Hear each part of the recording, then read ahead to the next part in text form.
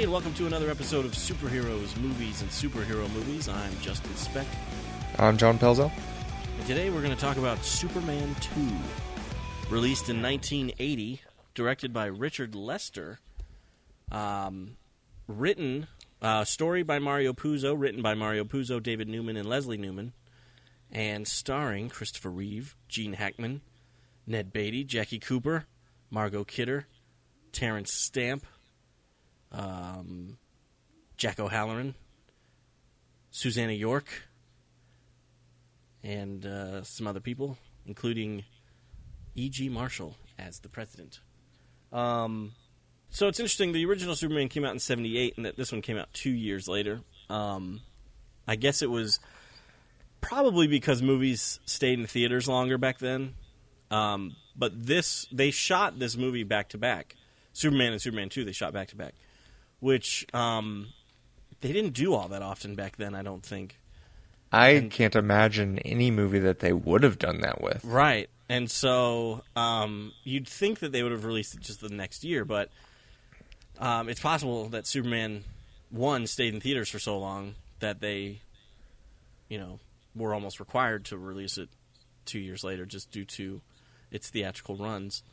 But anyway, this one came out in 1980, 2 years later. Although, I guess, I say they shot it back-to-back, but they obviously, which we'll get into, they had a bit of a disagreement with Richard Donner, because Richard Donner was originally the director of it, and then they had to... Yes, he was. Once Richard Donner was let go, they had to bring in a new director and had to reshoot things. So maybe it took longer than I'm thinking. Yeah, it could have been, who knows, it might have been out a year after the original Superman if they had just stayed with the Donner version. Right, yeah. If they hadn't had the disagreements with... The Salkinds hadn't had the disagreements with Donner. Before we jump into the movie, though, I just feel the need to say, sorry it's taken so long for this episode to come out. John and I both have been quite busy. I have got a new job, and so now I'm working 2 jobs, and occasionally... we'll have complete weeks taken up by work, and so being coast to coast, and with the time difference and everything, that's our usual problems. Right. But now that I have a lot less free time, it's becoming even harder. But we are not going to let this podcast fade away. So we may become a monthly podcast. I really hope not, but we will get new episodes out to you. I am going to do my best to make sure that doesn't happen, but we will see. And we can get back to our bi-weekly posts. Yeah, and because we've got a few Star Wars movies to get in there before Episode 7. That's true. And if we become a monthly podcast, then it would just be Star Wars podcasts, and we want to do more than that. So, like this one, we want to do Superman 2. So, John, I know you probably watched Superman 2 a while ago because we were supposed to do this podcast weeks ago, and everything just kept falling apart. Yeah. But was this the first time you had seen this movie? No. Oh, okay, so you'd seen it. Superman 2 was actually the first Superman... That was the first time I had ever been introduced to Superman. Oh, wow. But I didn't start it from the beginning. I was about probably 4 years old, and I remember sitting in my living room, and my parents were flipping through the TV or something, and the Niagara Falls scene was on. Right. Yeah. And they knew what it was. They were like, hey, it's Superman.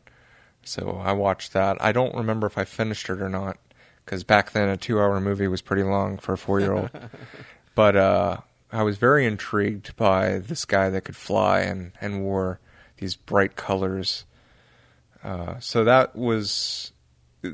Superman 2 is kind of cool to me in that part. That is the first time I had ever seen Superman. Mm-hmm. That's awesome. I have a similar memory of it. I really don't... Even this time watching Superman 2, even though I've seen it multiple times now, the opening always kind of seems less familiar than the rest of the movie. And I think it's because either I saw it on TV or we had it on tape or something. But I would always come into the movie around the Niagara Falls scene as well. And so it's like the first kind of That's 15, weird. 20 minutes of the movie are like less familiar to me. Oh no, I take that back because the Paris scene with the Eiffel Tower is very familiar. So I have memories, but I do remember watching this as a kid, either on TV or we had recorded it off TV or something, quite a bit because Zod and everything. All that is very familiar to me, and so I don't have a memory of seeing it for the first time, but it's just one of those movies that I would, catch here and there and watch most of. Same, honestly, it's kind of how it is with all the Superman movies, because I remember I'd watch. If it was on, I'd watch it, basically, and that's how I remember this one. Let's go ahead and say this before we get too far. Sure. Spoiler alert, we will be talking about the entire movie. Indeed. So if you have not seen Superman 2, we're going to say some things that you're not going to want to know. So, if you're dying to see hence Superman 2, the spoiler. Yeah, you haven't Right. seen it yet. Don't listen to this because we'll spoil it. This, Superman 1 was a big commercial and critical hit, and this one was also a big hit, and I believe it was also a critical hit, and so I always have it I had it in my brain for a long time that it was just as good as Superman 1, and a good portion of time had passed between seeing it as a child and then seeing it again as an adult. It was around the time Superman Returns was coming out, because that's when they released the Donner version, that I decided to rewatch it. And so I want to say it was around 2005, 2006 that I decided to probably rewatch all of them, actually. And I don't know why it was such a critical hit. Because in my opinion, it is not nearly as good as the original. I agree. And it's interesting because I had that same memory. concept. That it was. I was like, Superman 1 and 2, they're pretty much level with each other. Right. And I don't think I had seen the Lester. It's Richard Lester, right? Yeah. I hadn't seen the Lester version. I don't remember when the last time I saw the Lester version was, because the last time I had watched Superman 2 was the Donner version when that was released. And I remembered really enjoying that one. So this was my first time seeing the Lester version for who knows how long. Right. Now, I have actually not just watched the Lester version for this podcast, I also watched the Donner version. So you could compare? Yes. And I've seen the Donner version a couple of times, and so we will probably talk about that one as well if you haven't seen the Donner version. If you haven't seen the Donner version, you need to see the Donner version. That's very true. The Donner version, I'll just go ahead and say, is by far the superior version. Oh, yeah. There's parts of the Richard Lester Superman 2 that I enjoy, but if you're going to watch Superman 2, honestly, Superman 2, the Richard Donner cut, is the better way to go. It was like watching two different movies, almost. Oh, yeah. They are different enough. Like, I know, some you hear, a lot of times it's like, you think it's like a studio trying to get a little extra money out of you when it's like the all-new extended cut and it's like 12 seconds longer. But the Richard Donner cut of Superman 2 is vastly different than the Richard Lester Superman 2. And the reason that is, to my knowledge, is because when they brought Lester on, they had done most of the Richard Donner footage already. Correct. And in order to give Lester credit for directing, they had to have a certain percentage of the movie that was actually him that directed it. So they had to go back and reshoot a lot of stuff, and they couldn't use the Donner footage. Right. And when Donner was fired, they lost some people. I don't really know exactly why they couldn't use the Marlon Brando footage. And that's why Superman talks to his mom. I believe the reason for that is because they didn't want to pay him because he was like the number one actor in Hollywood at the time, and they were like, we already paid him for the first movie. People are going to come. That's one of the ways they got people to come see the first one, was because of Marlon Brando. Yeah. Well, they had shot the footage for Superman 2 already with Marlon Brando. Right, So but if they didn't use it... Unless there was I some don't weird know. thing in his contract where, like, they had to pay him again if they bring in a new director or something. I don't know. Right. I'll look it up. But so they couldn't use the Marlon Brando footage, and Gene Hackman, like, quit. He was upset that they fired Richard Donner, and he was like, "I'm out of here."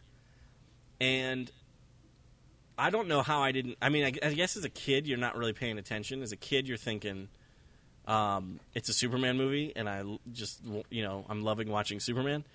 But it is so obvious that Gene Hackman is not in some of these scenes, and that they have like a double. I mean, there's a guy that even like does like a horrible Gene Hackman impression, doing some of the lines and stuff. Did you not notice that? I didn't notice that. Oh yeah. Well, now that I've said it, and I'll point out some of the scenes for it, it is brutal. Like there's a scene where Luthor and Miss Tessmacher are going to the Fortress of Solitude, and anytime there's like a wide shot, listen to what Luthor sounds like, and it is not Gene Hackman. It's some guy going, kind of doing a gruff Gene Hackman voice, and he's like, "South, Miss Tessmacher, south," and it's bad. And then later in the film, when they're all in the Fortress of Solitude, when he's in there with Zod and everything, there's it's when Luthor is like riding on the back of Non, and he's saying, I can't remember what the lines are that he's saying, but it's a double. It's not Gene Hackman, and I remember one point he gets dropped off and falls off of Non, and then he shakes his fist at Non and calls him something. That's a double. That's not Gene Hackman. Are you sure? Because both those scenes that scene was in both versions. Well, in the Richard Donner version, if you watch the introduction with Richard Donner, he talks about how he was in the Richard Donner cut, he is forced to use some of Richard Lester's material because he got fired and couldn't finish the movie. Okay. So most of the movie is how he intended it, but there were some scenes that they didn't get to shoot, and so he had to use... Like, there's a scene in the Richard Donner cut that is actually audition footage. And it's the scene where Lois is so convinced that Clark is Superman that she's going to shoot him. Uh-huh. And she pulls the trigger, and he gets kind of upset with her. And then she lets him know that there were blanks in the gun. She kind of fooled him. That's audition footage, and if you notice in that scene, Christopher Reeve is like way skinnier in that scene because he hadn't put on the muscle yet to be Superman. Gotcha. So there's scenes like that in the Donner cut that kind of take you out of the movie a little bit because they don't quite fit in there. But still, that version is still way better than the Lester version. And Richard Lester was a director that came from comedies. The Salkind producers had worked with him before on a movie called The Three Musketeers, which I think was supposed to be kind of a comedic take on The Three Musketeers. I didn't see it. It was from like 1973 or something like that. But if you look at his resume, it seems like it's mostly comedies and things like that. And I guess The Three Musketeers had some action in it, and so maybe he was qualified to be an action director for Superman 2. But he wanted to bring in a little more comedy to it, and I think that's why, there's the whole honeymoon storyline and stuff like that. It's just kind of... And then he, I think, I'm assuming it was Richard Lester who did it. He completely just makes up powers for Superman. Yeah. He's got in the Fortress of Solitude, that whole fight scene gets really weird, where Superman is like copying himself and like teleporting, and then he throws my least favorite part in the entire movie is when he throws the cellophane S shield and it wraps up Non or something. And then the whole Kiss memory wipe thing, like that. Yeah. It's very strange, the powers he decided to give Superman. And it's amazing how much, it just seems like how much creative control they gave him. Since they were, obviously clashing with Richard Donner on creative control, and then they bring in this Lester guy, and they're just like, do whatever you want. It just seems a little weird. I really wonder what the problem was what Donner was doing that upset the Salkinds so much, or vice versa. What was the Salkinds were doing that upset Donner so much. But just, I believe Donner was fired. I don't think he quit. So I think it was really, the Salkinds upset Donner. But I'm really, really glad that we finally got the Richard Donner cut of Superman 2. Mm-hmm. Because otherwise, in my opinion, it'd be Superman 1 and then 2, 3, and 4 are all pretty bad. Yeah. So... Yeah, watching the Lester version, I couldn't believe it. Yeah. I was like, this just isn't what I remembered. Right. And then the Donner version is way better. Yeah. The good things. We'll talk about the good things from the Richard Lester version, or at least from the official Superman 2 version. Terrence Stamp as Zod, which wasn't Richard Lester's doing. He was cast, obviously, in the original Superman. He's awesome as General Zod, and he was the first live-action General Zod to be portrayed, and for a long time was the only live-action General Zod. I really don't think there was another live-action General Zod until Smallville had him on that show, and then, of course, Michael Shannon played him in Man of Steel. And I could be wrong about that, but I'm pretty sure that Terrence Stamp kind of was the only one to play General Zod for that long, at least live action. I think there were perhaps some animated versions and whatnot. Right.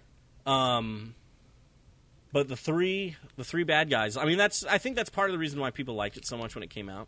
The original Superman had Superman against Lex Luthor, and kind of like what people had issues with Superman Returns, it didn't really show us Superman in any kind of fight scenes or anything like that. There was kryptonite and there was like rockets that he had to stop, but there was no like Luthor was a villain obviously, but there was no physical kind of confrontation there. Mm-hmm. And so in Superman 2, there's fight scenes, like the whole like kind of New York fight scene still I think is pretty good. Where you mean Metropolis? Yes. Well, yeah, I guess. Metropolis. Filmed in New York, I guess, but yes, it is Metropolis. That fight scene I think is still pretty good. Where they're throwing the buses around and things like that. Now, I noticed a major difference in between the Lester version and the Donner version of this. There were a lot more comedic moments in the Lester version, yes. Which makes me think you're right about him being more of a comedic director. Uh-huh. And I felt like that was really taken away from the scene. But then when I saw the Donner version, there weren't that many, and it was way more serious, and it was, but most of the same shots and everything. But you just didn't have those cutaways of people saying silly things while the fights were going on. No, absolutely, and that's another reason why I think the Donner version is superior. Uh-huh. Is because those, maybe it worked back in 1980, but a lot of those comedy moments don't work now. They're kind of roll your eyes moments, if I recall, and so it was smart of Donner to obviously cut them all out when he did his version. My favorite scene in that, though, was for the Lester version. Was there Lois and this lady were in the top of the Daily Planet watching the fight go on, and the lady's like, "Did you see how hard Zod, or not Zod, but did you see how hard he got that guy hit Superman?" And Lois just looks at her and then pushes her aside. Shut up. Some of the big differences, I guess, between the two versions. I'll start off with one of the biggest differences is the way Superman 1 and 2 were originally kind of supposed to be connected. Obviously, in Superman 1, Zod and his teammates are put into the Phantom Zone. And originally, the way that they were supposed to be freed was the missile that Superman throws into space at the end of Superman 1. Right. And it hits the Phantom, I guess the Phantom Zone glass. I don't know what you call that. Plate. It's interesting that the Phantom Zone is like actually floating through space. Right around Earth. Right around Earth, right. Conveniently. So So in the Lester version, when Lara is replacing Jor-El, yeah, she mentions she's telling him about Zod and his thugs, and says that they were put in the Phantom Zone. But there's one weakness to the Phantom Zone: nuclear radiation. How convenient. It was nuclear radiation floating around Earth at that moment. Good job. Now, you've seen the Richard Donner cut a little. I haven't watched it recently. I haven't had the time. So, does Marlon Brando say something that ridiculous, or was that added for the Lester version? He says something else. I can't remember what it was, but it's not that bad. I think he just kind of says an explosion or something. Something like, yeah, I think it might be an explosion. Something, but it doesn't say nuclear radiation. And so, in the Lester version, because I guess because he didn't, maybe it was because he felt like he needed to direct, in order to have his name on it, he needed to direct more. So they decided to take that plot line out and have terrorists in Paris threatening to blow up the Eiffel Tower, and of course Lois Lane gets there in no time at all, and for whatever reason decides to hang out at the bottom of an elevator. Mm-hmm. And Superman comes and saves her, and then throws the nuke into space, and that's the nuclear radiation. Mm-hmm. Is what frees Zod and Non and Ursa. So that's one of the biggest differences. Another difference is, there's small differences throughout both of them. There's the Niagara Falls scene isn't in the Richard Donner cut, which is kind of weird because it is. It is. Yeah. Oh, yeah. So the Niagara Falls scene is in the Donner cut. The honeymoon hotel scene is not in the Richard Donner. Wrong. It is. That's where the gun scene takes place. You're right. But not with the fire and him. The fire. That's the one thing that I did like better in the Lester version. Really? Was him falling on the fire. I thought that was cool. The gun was a little silly because yes, she had blanks, but right. Still. They took out the part where in the Lester version they're like walking along and she's telling him how convinced she is that he's Superman, and she jumps into the river, right, and floats down. And in the Donner version, she throws herself out of the Daily Planet window, and it's one of the very first scenes. Right. It's in place of Paris. She figures it out like really quickly in the Donner version. Right. She draws the little glasses on him on the newspaper, and I liked that better. I did too, and I liked how he saved her by like blowing upward and then beaming out a what do you call canopy? Yeah. Yeah. And that was pretty good. And then he runs back up and he's like, looks out the window. Lois, what are you doing?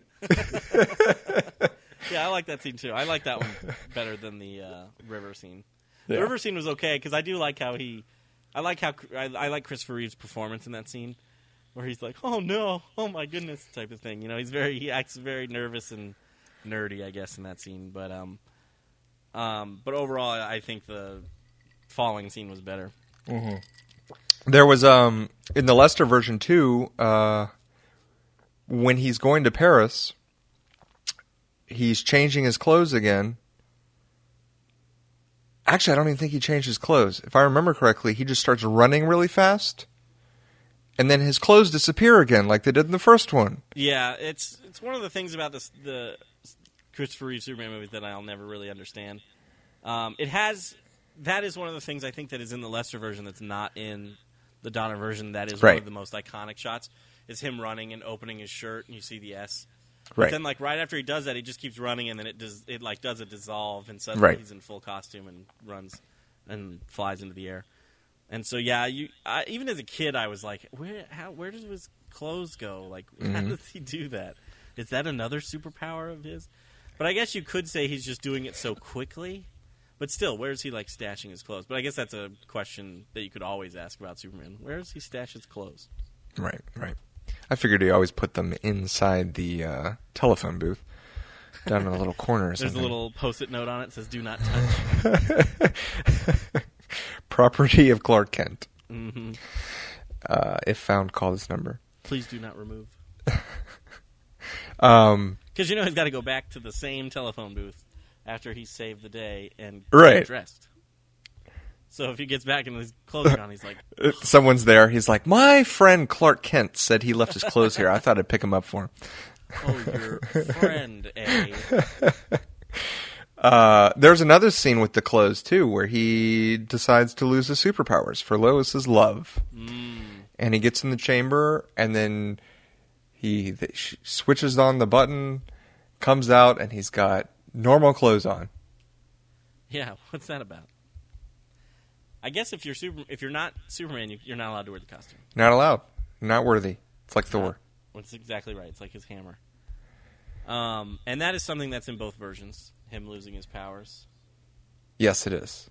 And something in both versions is him going to that diner and sticking up to a bully and getting beaten up. And then right after that is when Zod is on TV, like, challenging Superman, and he's like, I've made a terrible mistake. Right. What's funny is in the Lester version, the mother says, and Jor-El says it too, that once you do this, once you take away your powers, there's no going back. You can't get them back. Yeah, I remember that. And in the Lester version, there's no explanation when he goes and gets them back. I was about to ask you because I can't remember how he does it, and I think that's why, is because there's no explanation. There's no explanation in the Lester version. In the Donner cut. And Donner, he goes back and talks to Jor-El again, and Jor-El says, "I was hoping you wouldn't do this." Jor-El comes up to him, physically touches him, and he disappears. And he says, "This will be the last time that we can communicate." So really, he gave up his powers for love, and now he's got to get his powers back. And in order to do that, he has to give up being able to talk to his biological father. Right, which is awful. That's tough. Yeah. So backing up a little bit, before he goes and loses his power, we've got Zod and Ursa and Non coming to Earth, and they're like Planet Houston. Planet Houston, that's right. Zod lowers himself down into a little lake. Yeah. And he's like, interesting surface. But in that same scene, in the Lester version, I don't think it was in the Donner version, there's a snake. Yeah. And Ursa picks it up, and it bites her. Right. And it hurts her. And I'm like... That's true. I'm like, that doesn't make sense. That's not right. You're absolutely right. I didn't even pick up on that. But because she picks it up, it bites her, and she goes, ow, and she drops it. And then she heat visions it to death. But you are 100% correct. It should not have... She shouldn't have even felt it. Nope, shouldn't have even pierced her skin. Bullets and everything. Then I guess that's... In Richard Lester's universe, Superman is affected by kryptonite and snakes. Let's just hope the world never needs to be saved by Superman and Indiana Jones at the same time. We'll all be doomed. Why's it gotta be snakes? I hate snakes, Chuck! I hate them! Remind me, and I apologize that I didn't get to watch the Donner version, but the two Southern sheriffs or police officers, are they also in the Donner version? They are. They are? Okay. Because I almost don't really enjoy that scene very much because it just feels very, I don't know. It's kind of comedic too, I guess. It could have been one of the Lester scenes you're talking about, though. That's true. It could have been something that he, wasn't able to shoot himself. Because you have to have several Zod scenes in there showing, that they're going testing the waters of Planet Houston, and Right. and all that stuff. So, and the town scene is in there. Mm-hmm. And the White House scene, which is kind of cool. I just love how the president has the authority to hand over the entire planet to Zod. The planet Earth is yours. Other countries are like, what? He's not king of the world. Hold on. Another thing that we had brought up in the previous episode about Superman, the original Superman, was how did Clark find the Fortress of Solitude? Was it there waiting to be activated, or was it just, did he throw the crystal and that's what made it grow? He does say, I don't remember if it was in the Donner version or not, but I'm pretty sure it was in the Lester version. I could have that flip-flopped. It could be in both. But he mentions that the crystal brought him there. So led him there. Yeah, there was some confirmation about that in this movie. Okay. I like that. Yeah. How do you feel about, at the end of the Richard Donner version, instead of having a Superman memory wipe kiss, he actually repeats something that he does at the end of the original Superman, which is he flies around the world and there's a reason for that. Goes back in time. Yes, and essentially what he does is he puts them back in the Phantom Zone, right? Yeah. Right, so he basically just undoes everything that the movie did, which also gives them their powers back if it were to ever break open again. It does, yes. But they wouldn't remember. They wouldn't remember, only he would remember, so he could, I guess, just take them right back to the Fortress of Solitude and try to get them in that, or I guess he gets in there because the rest of the fortress gets zapped. They show up, the world is like freaking out. He's like, don't worry, guys. I got this. He's like, hang on. I know what to do. I know what to do. I got a plan. That's funny. I do like that sequence, though. I like how you see Perry White, like, brushing his teeth or whatever, and the toothpaste comes out of the tube, and then it, like, starts to go back into the tube, and everything starts to go backwards, and at first you're like, what's going on? And then you see Superman flying around the world. It's a cool sequence. However, my biggest beef with it is that after that is done, then Superman decides to go back to that diner and beat that guy up. Yes. And that guy would then have no memory of it, even though I think he does say something like "back for more" or something to that effect. No, like the only thing, and that's why it has to be a Lester scene, is because the only Clark makes a statement to the owner, because the owner's like looking at him like, what? And he looks at him and he goes, I've been working out, and like pumps his arms. So that was definitely a reference back to the original scene. Right, yes, absolutely.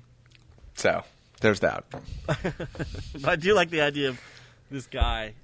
Obviously, I don't think Superman, it's also kind of a character thing that I think is just a little silly. It's obviously a comedy moment, and it's for the audience more than anything, because, we don't like bullies in our movies.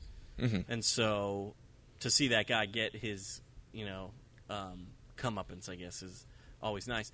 However, I don't think it's very Superman-like for him to go back and kind of get his revenge. Right. I'll show you. I'm back. Right. Now that I have powers, I can beat you up. But I think it's hilarious that this guy has he does not know who this guy is, and all of a sudden he just comes in and gets beat up by this. I love the line. He goes, he's like, hey, give me some more of that garbage. That's funny. I've never seen garbage eat garbage before. Wow, Superman. Wow. Overall, though, especially the Donner version, I think it's an entertaining film. And I think even the Lester version I can watch, but I just have a lot of problems with it. There was another thing I think that I was going to ask you about, because if I recall, doesn't Luthor escape prison differently in the Donner version? No. So it's the hot air balloon in both versions? Yes. Huh. I thought I had a memory of him escaping differently, but maybe I'm just thinking of Superman 4 where John Cryer shows up in that ridiculous car. Yeah, no, it's the balloon. It's they do everything the same. The guard is watching the sports TV. Okay. They actually have the light shown on them, and he does the bunny ears. Right. Which was kind of funny. I got to give him that one. I kind of liked that. I liked when Otis is trying to climb that rope, and every step he takes just pulls it down. Yeah, I thought that was funny. Mm-hmm. I still like that. But I guess Otis is just still stuck in jail, huh? Yeah. And that was his last scene, wasn't it? He wasn't. Yeah, I don't think he's in the rest of the movie.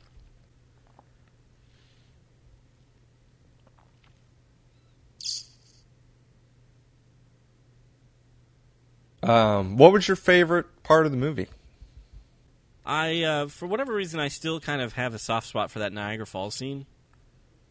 I don't know if it's just because I remember it so much as a kid, and I remember going to Niagara Falls as a kid and trying to find like the place where that scene took place, and I don't think I found it. I don't know if we were on the wrong side of Niagara Falls or whatever. But I went to Niagara Falls before I think I saw the movie. Superman. Yeah, but if I could do it over again and go back, I would hang off the side like that kid and hope the Superman would come save me. And then you would be dead. I agree with you about that scene because, that was the first scene I ever saw. It was the one that introduced me to Superman, and to see this guy fly and save this kid that was falling was just unreal. It was shocking and very exciting. Absolutely. I don't know if it's my favorite scene, but it's definitely up there. The fight scene with the Kryptonians was good. Yeah, absolutely. And then that's definitely probably my favorite scene is that fight scene. Yeah, I agree with that. So at the end, that was kind of cool with Lex Luthor. I liked his bargaining. Yeah. That was really cool. In the White House, and then of course, he's like, I have Superman's address. You guys are going to want to take me there. I can show you. And then they go. It's funny because he had two different lines in the Lester version and in the Donner version when they asked him what he wanted. And in the Lester version, I liked his answer better. Because in the Donner version, he says, Cuba is what he wants. Right. Because he wants real estate property. Or right. Beachside property. Land. Which references back to the original movie. First Superman. Yeah. But in the Lester version, he says, Australia. Even more land. Even more. They go back to the Fortress of Solitude, and there was the same thing where Lex Luthor goes down and just talks to Superman, and Superman's like, look, you got to get them to get in this chamber because it'll take their superpowers away. And Lex Luthor turns on him in both versions. Yeah. And he's like, you don't go in there, General. It's a trap. It'll make you human. Yeah. And I do love that scene because it's great on Superman's part and on Lex Luthor's part. Because it's exactly how Lex Luthor would act. Because he hates Superman so much that he would absolutely double-cross him. Mm-hmm. And Superman knows Lex Luthor enough to know that he's going to double-cross him. Mm-hmm. And so I like how that scene played out. I thought that was smart. It would have been really great if he had told Lex Luthor that, and Lex Luthor turned around to start to go tell them, hey, why don't you guys go get in that chamber? Superman's like, wait. Hang on, Luthor, come back here. Hang on. Sorry, I totally misread that situation. I forgot. What I meant to say was, I'll get in that chamber. And yeah, I don't know what would have happened if Superman would have been like, crap.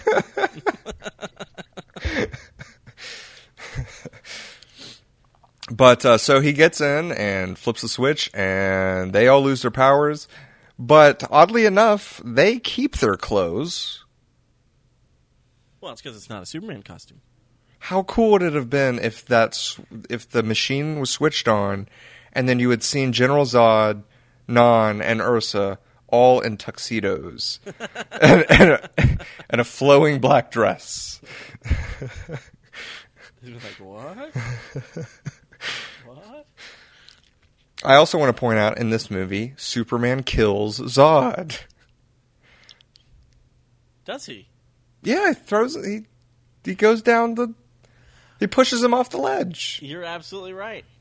Yeah, he like throws him into the abyss of the fortress. He doesn't snap his neck necessarily, like in another film.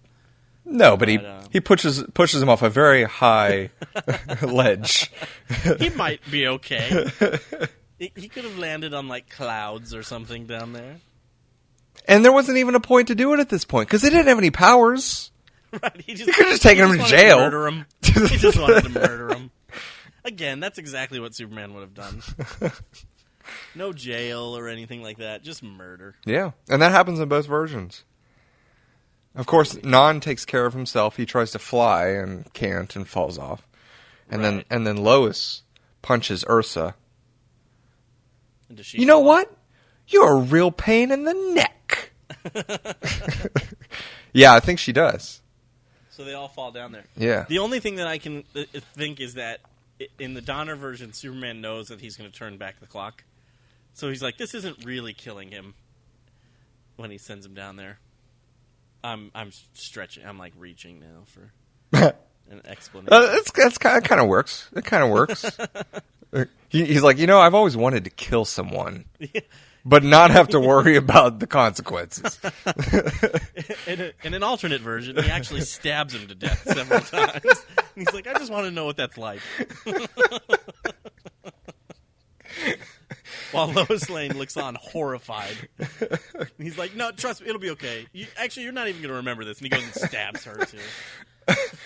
Oh, I just thought of this one. He takes all three of them by the backs of their shirts and flies them to the diner and lands in front of that guy. He's like, you ought to heard what these guys said about you.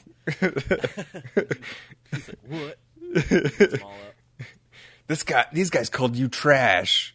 I'm watching that scene. Yeah, he throws Zod against like the wall, and then they fall into like the cloud abyss, whatever. Yep, and she falls in. Superman's reaction to that is great because he's like, oh, "Wow, you killed her too." So proud of you, sweetie. Murderers together. The reason, going back to, yes, he rewinds time. But the reason that was used was because in the original movie, they were not going to do the rewind sequence. Oh, yeah? Yeah, it was originally intended for the second movie. Right, okay. And I don't remember what the original ending was for the first one, but yeah, the spinning the Earth was originally intended for Superman 2. I can see that. So when you I watch guess in the original one, then Lois wouldn't have died in that car. Right. So it would have been... And then you would have missed the really good scream. Right, yeah, which was awesome. But if you watch, Donner, both of Donner's versions, it almost appears that he doesn't have many good ideas for endings. Right. He's just like, or nope. Superman just is like, you know what? It doesn't matter. I'll turn back time. Everything will be fine. Like there's really just Superman just has control of time itself.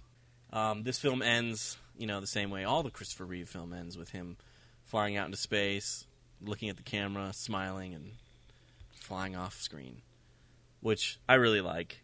I do too. I mean, it's ridiculously corny, but yeah, it's also iconic. The John Williams score and everything, though, works really well. Yeah.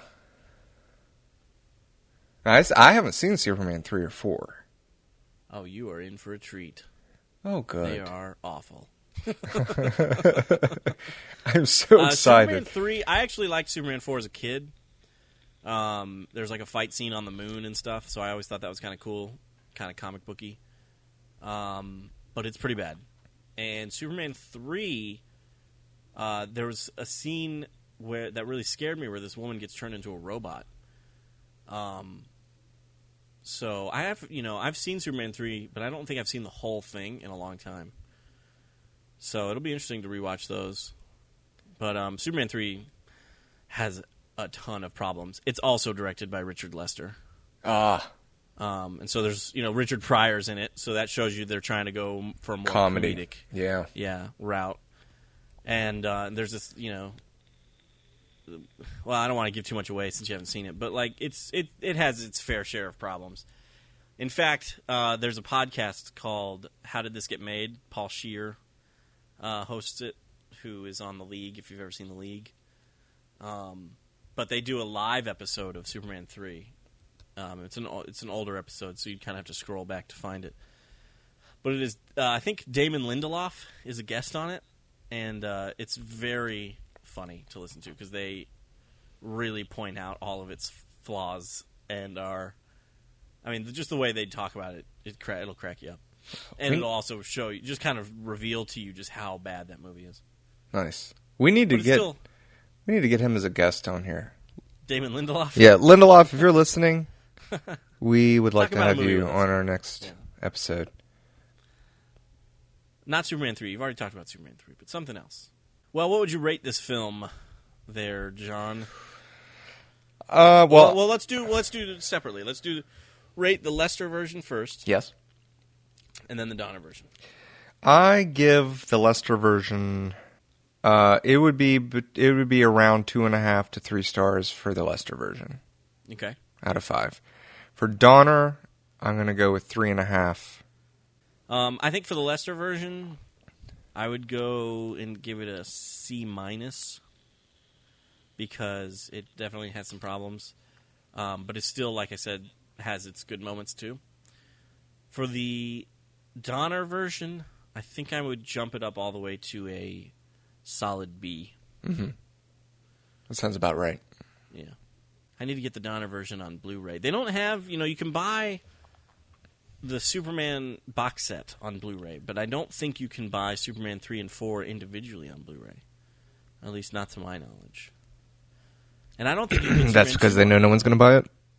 Right. Like, if you want Superman, well, you can buy Superman 1 on Blu-ray, so I don't know why they would do that. I guess it's probably for Superman 2, because I don't think you can buy Superman 2, the Lester version, on Blu-ray separately. You have to get it in the box set. But the Donner version, I believe, is on Blu-ray. So, yeah, it's probably like if you want Superman 2, you got to get 3 and 4 with it. And actually Returns as well, I believe, is also in the box set. Which most people would probably be like, ugh, for that one too, but I would be like, yeah. But actually, don't watch. Go ahead. The Superman movies I own on Blu-ray are Superman the movie and Superman Returns. I have them all on DVD, but those are the only two I have on Blu-ray. I was going to say, if you haven't seen Superman 2, watch the Donner version. You don't even need to see the Lester version, in my opinion.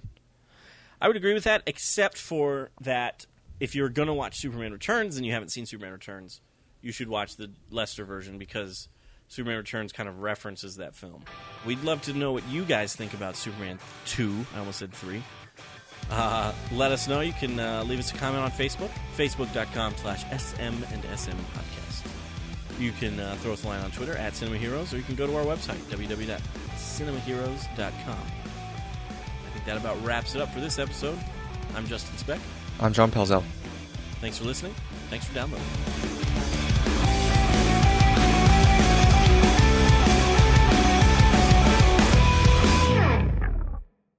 Short episode. Oh, come on, Justin. This is your movie. I know. It's my idea.